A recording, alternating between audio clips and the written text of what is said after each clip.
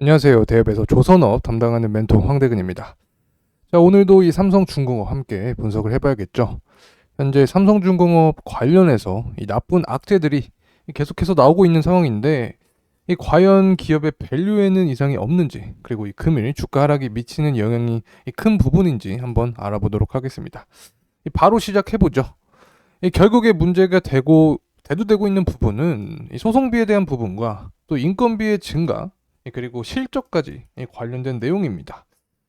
사실 소송비 관련된 이 내용은 이전에도 이슈가 되었던 부분인데, 이 삼성중공업의 이 주가가 하락할 때 특히 이 부분이 강조가 되면서 하락 모멘텀을 야기하는 경향이 있습니다.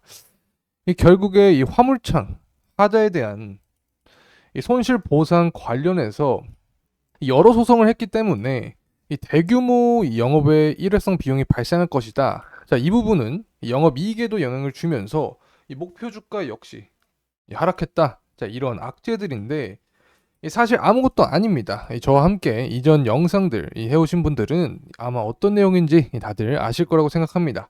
이 삼성중공업이 패소를 하면서 최대 3,780억 넘는 규모의 충당금이 발생을 하더라도, 자, 1심 판결에서 이 삼성중공업과 또 SK해운의 이 손을 들어줬기 때문에 추후 이 부분이 환입될 것으로 기대를 하고 있다라고 제가 설명을 드렸죠.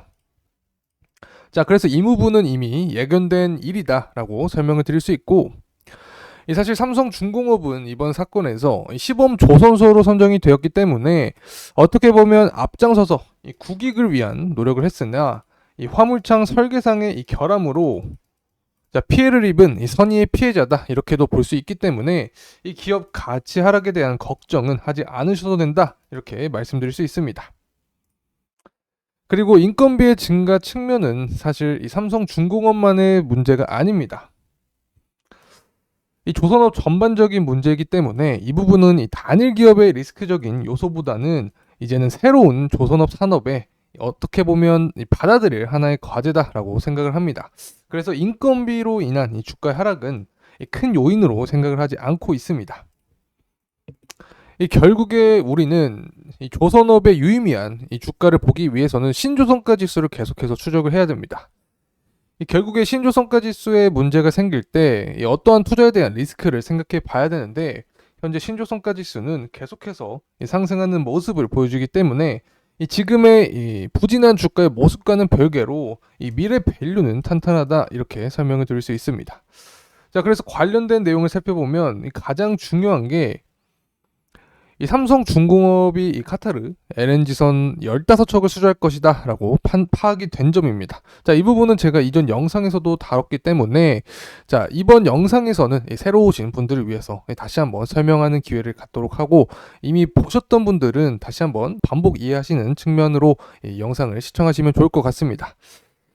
자, 그래서 이 기존의 카타르 에너지가 이 삼성중공업의 2차 물량을 위해서 사전 예약한 슬롯은 아마 19척이었죠. 자, 그래서 이 부분을 통해서 우리가 생각을 해볼 수 있는 점이, 이 슬롯을 확정한 이후에 이 선박 계약 척수에 변동이 생기는 경우가 굉장히 흔하지 않습니다.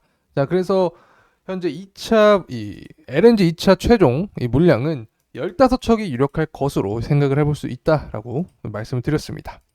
자, 그리고 계약 기간 역시 중요한 게 작용을 하죠. 자, 그래서 이 계약 기간은 언제 작용을 할까를 봤을 때 대략적으로 올해 3월 정도에는 체결이 될 것으로 보고 있습니다. 자, 그래서 이 부분 제가 영상을 통해서 계속해서 다뤄드릴 예정이 있으니까 앞으로도 함께 했으면 좋겠습니다. 자, 그래서 확정이 난다고 하면 또 공시에서 이 단일 공급 판매 계약에 들어가면 자세한 내용 알 수 있겠죠. 자, 그래서 이렇게 이 카타르 2차 LNG 수주 내용도 나왔는데, 이 주가가 하락을 할 때는 이 소송비 그리고 인건비와 이 실적과 관련된 부분과 묶이면서 이 하방 압력을 계속 주고 있습니다. 이 지지부진한 현재 주가 상황은 굉장히 짜증난 구간으로 생각이 되는데, 사실 이 제대로 된 기업의 밸류를 알고 있다라고 하면 지금과 같은 이 지지부진한 구간에서는 더 매집을 하면서 이 수익을 늘릴 수도 있는 이 긍정적인 구간으로도 생각을 합니다. 자, 그래서 24년에 이 수주액 관련해서도 또 설명을 드려보면, 기대되는 이 수주액이 100억 달러 이상입니다. 이 전년 83억 달러 대비해서 이 수주액도 증가할 전망을 하고 있기 때문에 미래 밸류는 여전히 탄탄하다. 자, 그리고 이 FLNG도 제가 강조드렸는데 이 FLNG 관련된 자세한 내용을 보시고 싶으신 분들은 이전 영상을 통해서 보시면 좋을 것 같다라는 생각을 하고 있고, 그래도 핵심적인 내용을 설명을 드리면 이 올해 수주가 예상되는 프로젝트 두 건이 있습니다. 델핀과 코랄사우스 부분인데, 자, 이 부분도 역시 추적을 하면서 파악을 해야 되고, 또 LNG 선박, 또 VLSC 이 수주를 고려하게 되면 올해 100억 달러 이상 수주 역시 예상이 된다라는 점 말씀드립니다. 자, 그래서 전반적으로 이 수주액이 이 지난해에 비교했을 때 증가할 전망을 하고 있고, 또 LNG 선박과 이 VLSC 수주 역시 우리가 추가적으로 이 생각을 해봐야 될 점이라고 말씀드릴 수 있겠습니다. 자, 그래서 전반적으로 이 시장의 상황은 어렵지만 그래도 전년 대비 이 증가한 수주액들을 달성할 것으로 보이고 있기 때문에 앞으로 미래는 더 탄탄하다라고 해석을 할 수 있습니다. 자, 그리고 이 FLNG 관련해서도 제가 러우 전쟁과 엮어서 말씀을 드렸죠. 자, 러시아산 에너지의 의존도를 줄이면서 향후 이 해상 유전 개발이 확대될 것으로 이 보이는 만큼 향후 성장세가 보장된 산업에서 이 글로벌 1위를 점유하고 있는 만큼 삼성중공업의 이 중장기 수익성은 굉장히 개선이 될 것이다라고 생각을 합니다. 자, 그리고 이 후판 가격 역시 제가 강조해서 말씀드린 부분이기 때문에 다들 이미 다 잘 알고 계실 거라고 생각합니다. 자, 그래서 이런 후판 가격 역시 이 수입량이 늘어나면서 자, 인하한 채로 협상을 했죠. 그래서 이 부분에 대해서 설명을 드릴 때는 이 중국과 일본을 말씀을 드렸습니다. 이 중국 같은 부분에는 이 저가의 후판으로 유명을 했지만 항상 퀄리티 문제가 있었다. 하지만 이 부분이 개선이 되면서 이 중국산 후판도 수입을 많이 하게 됐다. 자, 그리고 일본 같은 경우에는 이 엔저 현상으로 인해서 이 질 좋은 일본의 후판을 값싸게 수입이 가능해지면서 이 국내 철강사들은 후판 가격을 인하하지 않을 수 없는 그런 상황이었다. 이 결국에 조선업 입장에서는 이 좋게 작용을 했죠. 이 후판이 제조 원가의 20%가량을 차지하기 때문에 이 비용적인 측면에서는 감소할 수 있다. 자, 그래서 이 부분이 수익성을 더 극대화할 수 있는 그런 요소로 작용한다. 이렇게 설명을 드릴 수 있겠습니다.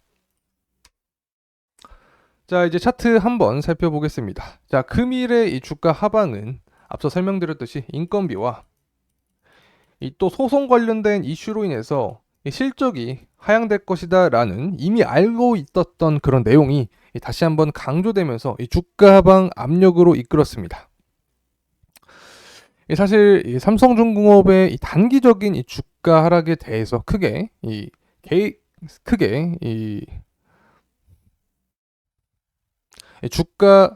사실 이 삼성중공업의 이 단기적인 이 주가 모멘텀에 대해서 초점을 두면서 이 투자를 하시는 분들은 크지 않다라고 생각을 합니다. 자, 그래서 결국에 이 기업의 밸류를 통한 장기 투자를 하신 분들이 많으실 거라고 생각을 하는데, 제가 앞선 영상에서도 말씀을 드렸듯이 이 적정 주가에 대한 산출을 하면서 이 밸류에이션 측정을 해봤죠. 자, 그래서 이 발행 주식 수와 이 영업이익, 흑자 시기와 비교를 해서 이 적정 주가 산출을 한 뒤에 이 목표 주가를 16,000원으로 잡았습니다.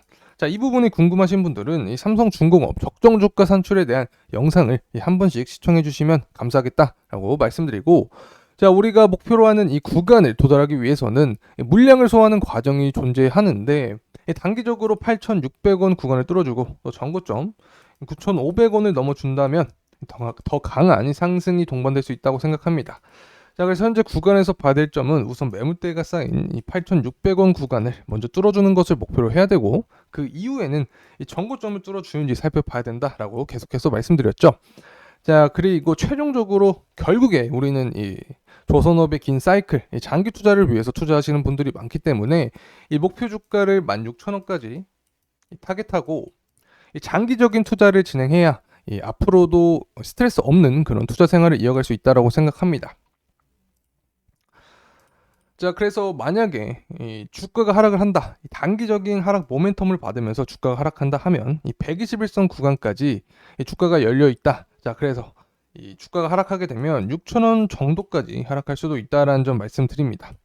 자, 그래서 제가 계속해서 강조드린 부분이 이 기업의 밸류를 알고 있다라고 하면 이렇게 주가가 하락을 할 때 우리는 매집을 할 수 있는 그런 기회로 삼을 수 있기 때문에 이 부분을 좀 더 긍정적으로 생각을 하면서 투자를 진행하는 것이 어떨까 하는 생각을 합니다. 자, 이제 매크로적인 이슈 살펴보면서 마무리하겠습니다.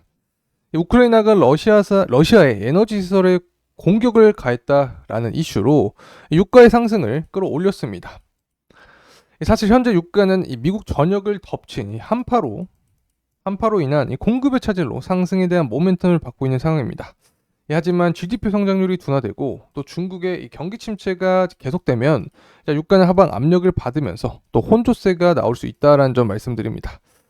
결국에 단기적인 모멘텀 관점에서 볼 때는 이 미국과 이 후티 반군 사이의 관계를 살펴봐야 되는데, 자, 이번에도 이 아덴만에서 이 미국의 화물선을 공격했다라는 이슈가 나오고 있는 만큼 이 부분이 장기화된다라고 하면 결국에 유가 상승의 이 상승 동력이 더 강해지면서 이 증시 전반에는 하방 압력, 그리고 조선주에는 상승 모멘텀으로 작용할 가능성이 높다라고 말씀드릴 수 있겠습니다. 자, 이상으로 이 삼성중공업에 대한 영상이었는데, 이 금일의 이런 악재들은 이미 사실 알고 있었던 부분이기 때문에 이 기존의 주주분들 입장에서는 큰 영향을 미치지 않을 것으로 생각합니다. 앞으로 저와 함께 이 삼성중공업 계속해서 함께하면 좋을 것 같습니다. 자, 오늘도 영상 시청해주셔서 감사합니다.